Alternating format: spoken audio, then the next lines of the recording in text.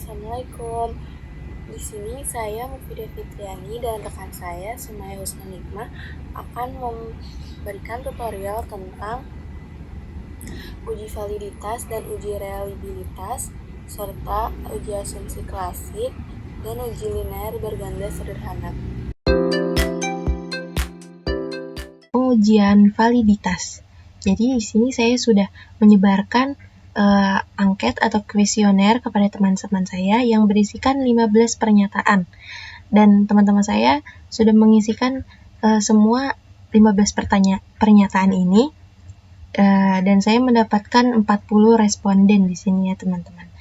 Nah, jadi tujuannya apa untuk uji validitas ini adalah untuk menguji seberapa valid angka atau jawaban yang kuesioner yang telah dijawab oleh teman-teman saya. Nah, jadi langkah pertama, kita sudah menyalin terlebih dahulu data-data yang sudah kita terima dari kuesioner atau Google Form yang sudah kita terima, lalu angkanya nanti ada ke spreadsheet dulu lalu ke Excel. Nah, tapi di sini saya sudah menyalin semua datanya aplikasi. Tinggal tanya aja teman-teman, jadi mudah sekali ya. Nah, langkah selanjutnya kita klik analis yang di atas ini, lalu kita cari korelate, lalu kita klik bivariate, ini yang paling atas. Klik. Nah, lalu kita ini semuanya kita pindahkan ke variabel. Kita pindahkan satu-satu ya teman-teman.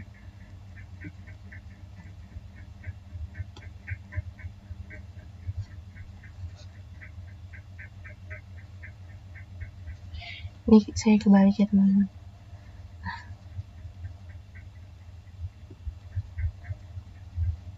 Jadi kita harus menaruh satu persatu ke bagian variabel ke samping sini ya, secara berurut. Semua P itu tuh maksudnya pernyataan ya teman-teman, pernyataan 1 sampai pernyataan 15. Nah, jika sudah, kita tinggal klik OK. Nah, keluar deh teman-teman hasil dari seberapa valid dari angka-angka kuesioner yang aku dapat dari teman-teman yang sudah teman-teman aku isi. Di sini seperti ini teman-teman tampilannya, hasilnya. Sekian dulu deh, nanti di uji reliabilitas.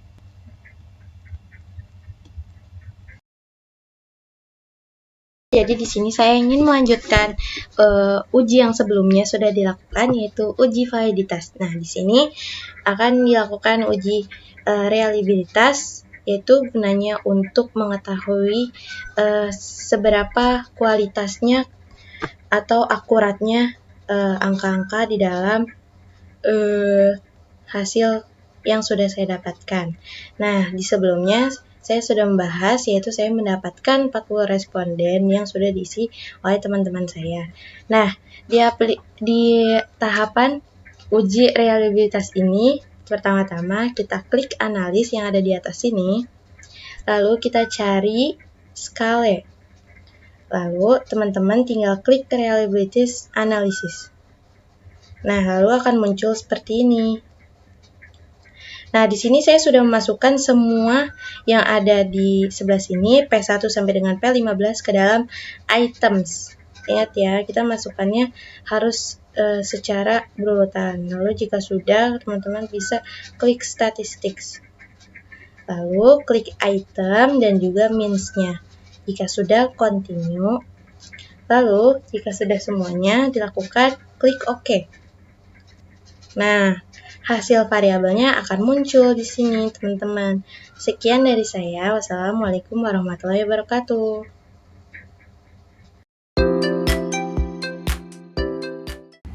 Baik, setelah itu ada uji asumsi klasik, yaitu di dalamnya ada uji normalitas, multikolinearitas, heteroskedastisitas, dan autokorelasi. Pertama-tama yang harus dilakukan adalah menyiapkan data yang telah kita ambil sebelumnya.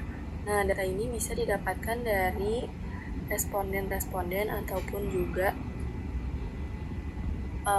beberapa kuesioner yang telah kita sebarkan sebelumnya. Setelah itu datanya dirapikan dan ditotal. Nah, kemudian kita masuk kepada PCSSS. Di variable view ini pada kolom name kita bisa ketikkan X1, kemudian X2, serta variable Y. Setelah itu di data kita seluruhnya menjadi 0. Dan juga measure menjadi scale. Setelah sudah terganti semua, kita kembali ke data view dan bisa mengcopy seluruh data dari total yang telah kita rapikan di Excel ke aplikasi PSS.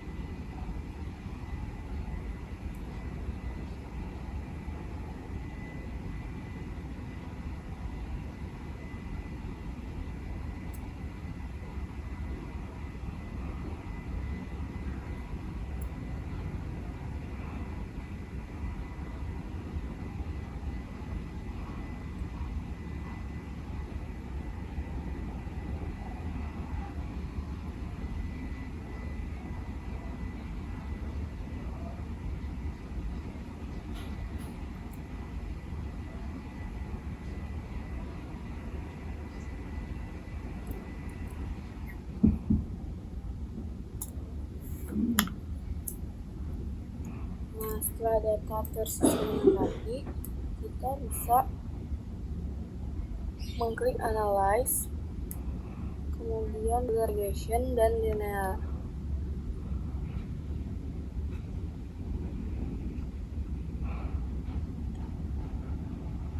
Nah, kemudian pada kolom dependent itu bisa kita isi dengan Y dan independen X1 kemudian X2.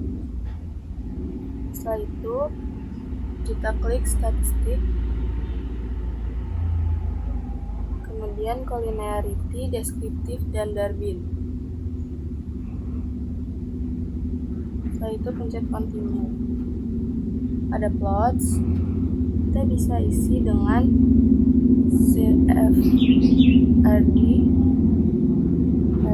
kepada tabel X, kemudian sesi di tabel Y, kemudian klik histogram dan normal probability, kemudian continue. Setelah itu kita bisa pilih save dan mencentang unstandard insight. Setelah itu continue.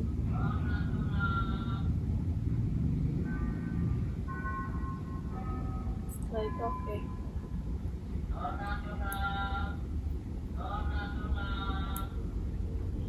Nah, kita tunggu dulu beberapa saat untuk menampilkan hasil. Ini dapat melihat hasil dari histogram. Itu yang pertama adalah dari uji normalitas. Nah, di sini dapat disimpulkan bahwa gelombang pada histogram ini memiliki tingkat yang baloknya tidak jauh, tidak berjauhan, dan juga gelombangnya ini stabil. Maka dapat disimpulkan bahwa data yang didistribusikan itu normal. Kemudian selanjutnya kita dapat lihat di plot, yaitu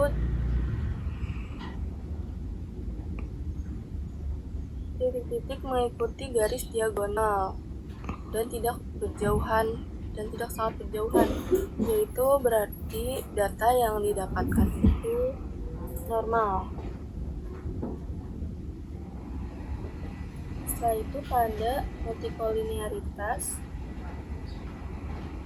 kita dapat lihat di koefisien. Nah, di sini koefisiennya itu adalah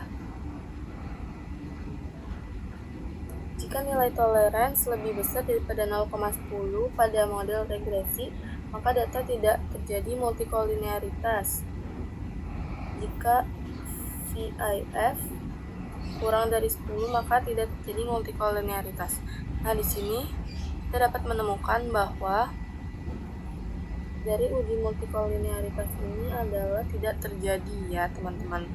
Kemudian yang terakhir kita akan melihat bagaimana hasil dari autokorelasinya itu adalah ini, yaitu berarti dia memiliki korelasi yang normal. Di sini saya akan melakukan tutorial uji linear berganda sederhana. Nah, jadi tujuan uji linear berganda sederhana itu untuk mengetahui seberapa pengaruhnya dua variabel yang ada di kuesioner kita. Nah, judul kuesioner saya di sini yaitu seberapa pengaruhnya pembelajaran bahasa Arab yang dilakukan secara online ataupun daring dan dilakukan secara luring terhadap pemahaman kosakata bahasa Arab. Nah, di sini saya sudah menjumlahkan dari kuesionernya yang luring dan yang daring. Nah, jika sudah teman-teman lalu langsung mengcopy paste hasil dari variabel X dan variabel Y-nya itu atau luring dan daringnya. Jika teman-teman sudah copy, langsung saja ke aplikasi SPSS-nya. Nah, di sini aku udah mengcopy paste hasil dari yang tahap sebelumnya, variabel X dan variabel Y-nya ini. Nah, jika sudah, teman-teman langsung ke klik analis yang di atas ini, lalu cari regression, lalu cari linear, karena yang kita cari di sini kan uji linear berganda sederhana ya teman-teman. Jadi langsung lihat aja. Lalu di sini masukkan yang daring variabel Y-nya di dependent dan luringnya di yang di bawahnya ini. Jika sudah, langsung klik OK. Nah, langsung keluar deh hasilnya. Nah, jadi di sini kita perhatikan bagian ANOVA-nya. Di sini tertera angka 834. Nah, di sini tuh lebih besar daripada batas yang sudah ditentukannya. Jadi, hasilnya dapat disimpulkan pembelajaran dalam proses daring ataupun luring itu sangat berpengaruh bagi pemahaman kosakata bahasa Arab. Sekian dari saya. Wassalamualaikum warahmatullahi wabarakatuh.